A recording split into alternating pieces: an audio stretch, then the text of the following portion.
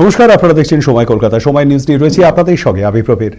দীর্ঘদিনের দাবির পর অবশেষে ঘোষবাগান ও কাশীপুর এলাকার বাসিন্দাদের জন্য চালু হলো নতুন বাস রুট 7S69। স্থানীয়দের এই গুরুত্বপূর্ণ দাবি পূরণে উদ্যোগ নেন বিধায়ক ও ডেপুটি মেয়র অতীন ঘোষ। তাঁর প্রচেষ্টার পাশাপাশি পুর প্রতিনিধি সুবন সিং এর সহযোগিতায় চালু হলো এই নতুন বাস পরিষেবা। ঘোষবাগান বরম বাবা মন্দির থেকে শুরু করে বাসটি যাবে সাঁতরাগাছি বাস টার্মিনাস হাওড়া পর্যন্ত।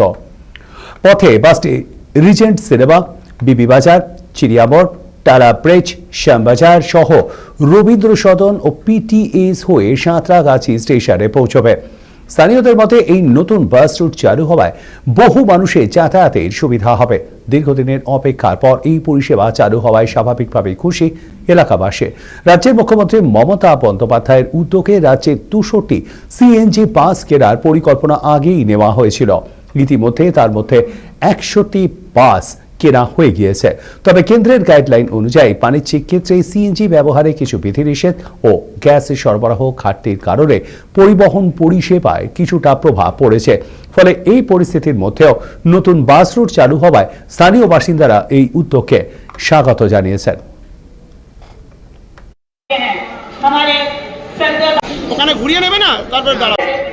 আমি সবাইকে এলাকার মানুষের কি দাবি ছিল, কতটা সুবিধা ছিল? বাস স্টপেজ, দুটো বাস স্টপ, নতুন ব্রিজ তৈরি হওয়ার ফলে নতুন ব্রিজটা চওড়া করার এবং ট্রাফিক মুভমেন্ট ফাস্ট করার জন্য আমি 2021-এ এমএলএ যখন হয়ে এসেছি তখন প্রায় ব্রিজ অর্ধেক সম্পূর্ণ।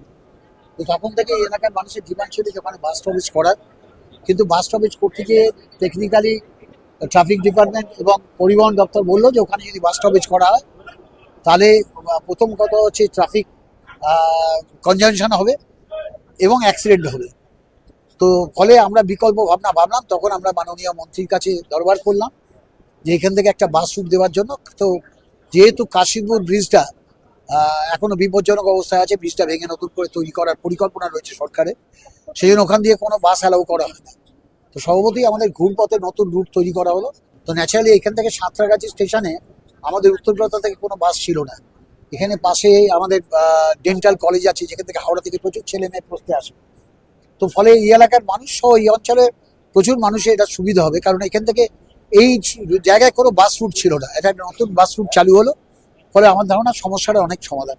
ফলে বাসের রুটের যে অ্যালাইনমেন্ট সেগুলো এখন পরিবর্তন করা খুব জরুরি, কারণ মেট্রো দিয়ে বহু মানুষ যাচ্ছে, ৬ থেকে ৮ লক্ষ মানুষ মেট্রো চালাচ্ছে, এবং মেট্রোর কে কেন্দ্র করে আমরা নতুন করে বাসের রুটের একটা নতুন অ্যালাইনমেন্ট তৈরি করার একটা সার্ভে আমরা করছি। গেলে আমরা দেখবেন অনেক রুটে বাসটা বন্ধ হয়ে যাবে, আবার অনেক রুটে নতুন করে বাস দেওয়া হবে।